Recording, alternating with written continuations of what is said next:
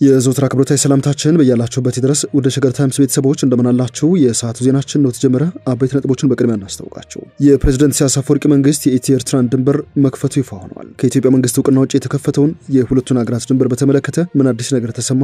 ዜናችን ይመለከተዋል። የአማራ ክልል መንግስት በጎንደር ጎርጎራ አካባቢ ተከሰከሰች ስለተባለች ሄሊኮፕተር የሰጠውን ምላሽና የዜና ምንጮች በሄሊኮፕተሩ አደጋ ህይወታቸውን አጡ በሚል ስማቸውን ያሰራጯቸውን ሰዎች በተመለከተ እውነታው ምንድነው? ዜናችን ይመለከተዋል። የታላቁ ኢትዮጵያ ህዳሴ ግድብ ከጥቂት ወራት በኋላ ሊመረቅ ስለመሆኑ እየተነገረ ነው። ከዚህ አስቀድመው ስለ ግድቡ ማብራሪያዎች እየተሰጡ ይገኛሉ። እንመለስበታለን። በኢትዮጵያ ሁለት ክልሎች $10 ቢሊዮን የሚፈጅ ፈጣን መንገድ ሊገነባ ነው ተብሏል። የተመረጡት የፈጣን መንገድ ፕሮጀክቶች የትኞቹን ክልሎች ያካትታሉ? በወፍ በረር የምናስቃኛቸውናል። የገንዘብ ሚኒስቴር በቅርብ የተመሰረቱት የቀድሞ ደቡብ ክልሎች የሲቪል ሰርቪስ ሪፎርም እንዲያካሂዱ አስታውቋል። እንመለስበታለን። አዲሱ ተሿሚ ጄኔራል ትላንት ምሽት በተፈጸመ ጥቃት መገደላቸው ተሰምተዋል። የእስራኤልና ኢራን ጦርነት ወቅታዊ መረጃዎች ምን ይመስላሉ? ከውጪ የምንመለከታቸው ጉዳዮች ናቸው። እንደተለመደው እየሰማችሁን አብራችሁን ቆዩ። የቻናላችን የዘውትር አክብሮታዊ ግብዣ ነው። ወደ ቀዳሚ ጉዳያችን እናምራችሁ።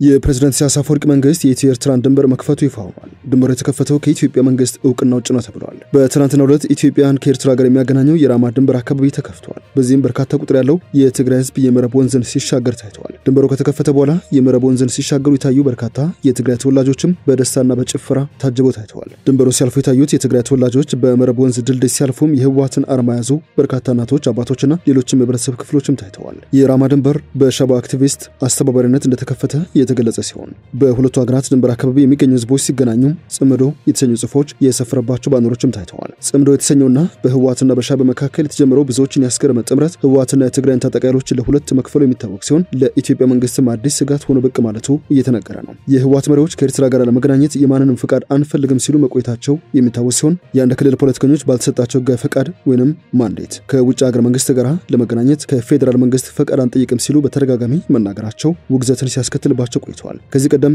በመሪዎች ደረጃ ሲያደርጉት ከነበረው ግንኙነት በኋላ አሁን የህዝብ ለህዝብ ግንኙነት መጀመራቸውም እየተሰማ ይገኛል። ከዚህ ውጪ ኤርትራ የኛ ብቻ መተንፈሻና የሁለታችንም የመኖርና ያለመኖር ህልውና የሚረጋገጠው በጋራ በመናደርገው ትግል ነው ሲሉም በአደባባይ እየገለጹ ይገኛሉ። ከዚህ ውስጥም የህወሓት ጽሕፈት ቤት ኃላፊ የሆኑት ወይዘሮ ፈትለወርቅ ገብረ እግዚአብሔር በመቀለ ከተማ በተዘጋጀ ከተፈናቃዮች ጋር በተደረገ የውይይት መድረክ ላይ ባሰሙት ንግግር የኢትዮጵያ መንግስት የኤርትራ ጦር ከድንበር አካባቢዎች ለቆ እንዲወጣ የሚጠይቀው ትግራይ መልሶ ለመውረር በማሰብ ነው ሲሉ መደመጣቸው ብዙዎችን አስገርመዋል። በአንጻሩ ህወሓት ከኤርትራ ጋር ተጣምረው ኢትዮጵያን ወጋለው ካለ ጦር ሜዳ እንገናኝ፣ ከኢትዮጵያ ወገን ተሰልፈን እንዋጋለን የሚለው የቀድሞው የህወሓትና የመከላከያ ሰራዊት ጀነራሎች ብቅ ማለታቸው የሚታወስ ነው። መንግስት በአማራ ክልል ጎርጎራ አካባቢ ወደቀ ስለተባለ ሄሊኮፕተር ምላሽ ሰጥተዋል። ባለፈው ሳምንት መጨረሻ በአማራ ክልል በአየር ላይ የበረራ የነበረው አውሮፕላን ከሰማይ ላይ መውደቁ ሲሰማ ቆይተዋል። የሄሊኮፕተሩ መከስከስ በተመለከተ የተቃውሞ ጎራ በስፋት ያሰራጩት መረጃ ሲሆን የመንግስት ባለስልጣናት በወደቀችው ሄሊኮፕተር ውስጥም ተሳፍሮ እንደነበረ ሲዘግቡ ቆይተዋል። ለዚህ መረጃ ማስተባበያ መንግስት በአማራ ክልል በኩል አጭር ምላሽ ሰጥተዋል። በዚህ መሰረት ሰኔ 8 ቀን 2017 ዓ.ም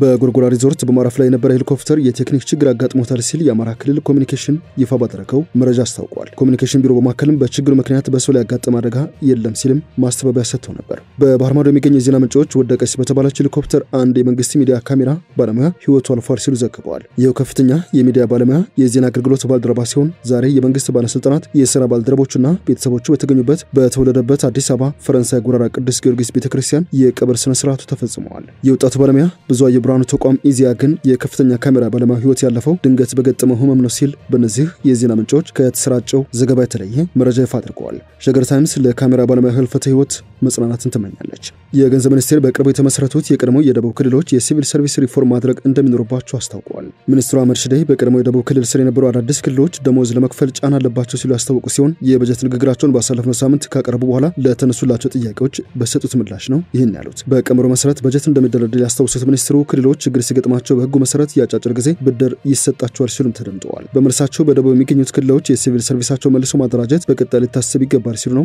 ምክረ ሀሳብ ያቀረቡት። እንደሚታወቀው እነዚህ ክልሎች የማይሰራም ጭምር በጣም ሰፊ ሰራተኛ ያላቸው ያሉት ሚኒስትሩ በመሆኑም ሪፎርም ማድረግ ሊያስፈልግ ይችላል ሲሉ ነው የተደመጡት። ከብልጽግና ፓርቲ ዋና ጽሕፈት ቤት ጋር በመሆን የፕላንና ልማት ሚኒስቴር ሰፊ ጥናት ማከናወኑም ሚኒስትሩ ገልጸዋል። አዳዲስ የወጡት ክልሎች ሲዳማ፣ ደቡብ ምዕራብ ኢትዮጵያ፣ ደቡብ ኢትዮጵያና ማዕከላዊ ኢትዮጵያ ስለመሆናቸው ይታወቃል። የአዲስ አበባ ከተማ ካቢኔ የ2018 በጀት ዓመት 350 ቢሊዮን ብር እንዲሆን ወስነዋል። የከተማ አስተዳደሩ ካቢኔ ባካሄደው 4ኛ ዓመት 12ኛ መደበኛ ስብሰባ በሁለት ወሳኝ ከተማ አቀፍ አጀንዳዎች ላይ ተወያይቶ ነው ውሳኔ ያሳለፈው። በዚህ መሰረት የካቢኔው የአዲስ አበባ ከተማ አስተዳደር የ2018 በጀት 350 ቢሊዮን ብር ሆኖ ለምክር ቤት እንዲቀርብ ነው ውሳኔ ያሳለፈው። ከዚህ ረቂቅ በጀት 249.9 የሚሆነው በዋናነት ድህነት ቅነሳ፣ ለዘላቂ ልማት፣ የሥራ ዕድል ፈጠራ፣ ለመሰረተ ልማትና ሌሎች ትልልቅ ፕሮጀክቶች ግንባታ እንደዚሁም ለአገልግሎትና አቅርቦት ድጎማዎች እንደሚሉም ተመላክተዋል። ቀሪው 100.1 ቢሊዮን ብር ደግሞ ከፍተኛ ጥንቃቄና ቁጠባ መሰረት ላደረገ የመደበኛ በጀት ጣሪያ የሚመደብ ስለመሆኑ ነው የተገለጸው። በተጨማሪም ካቢኔው በመሬት ልማትና አስተዳደር ቢሮ ተጠንቶ በቀረበው የመሬት ወቅታዊ ሊዝ ጨረታ ዋጋ ላይ ተወያይቶ ውሳኔ ማሳልፈዋል። በዚህም በኮሪደር ልማት በመላው አካባቢዎች የመሰረተ ልማት አቅርቦት ደረጃ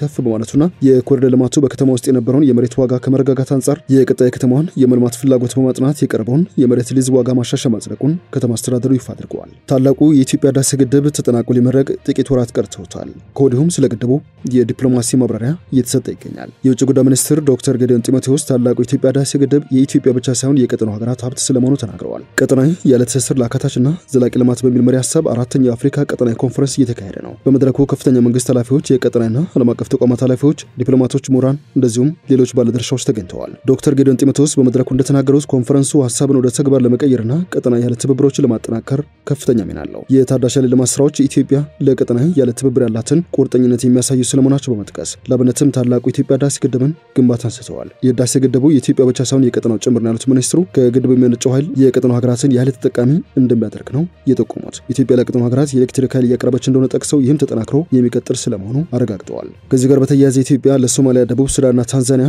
የኤሌክትሪክ ኃይል ለማቅረብ በሂደት ላይ እንደምትገኝ ተሰምተዋል።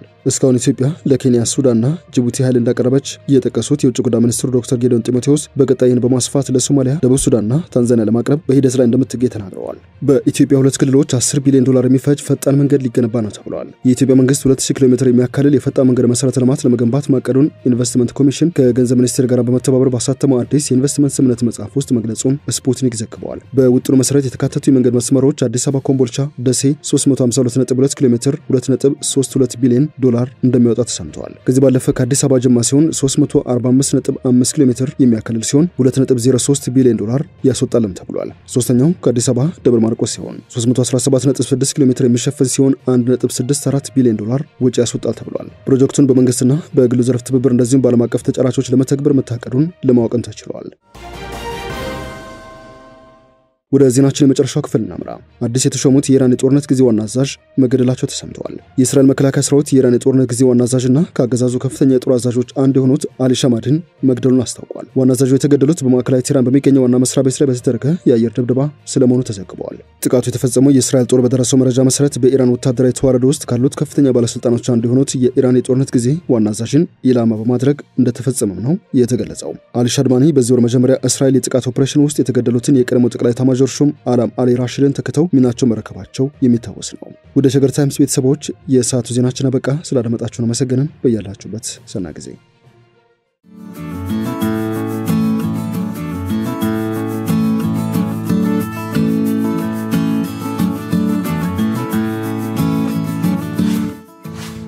ሸገር ታይምስ ሚዲያን ሰብስክራይብ በማድረግና ደወሉን በመጫን ይከተሉን።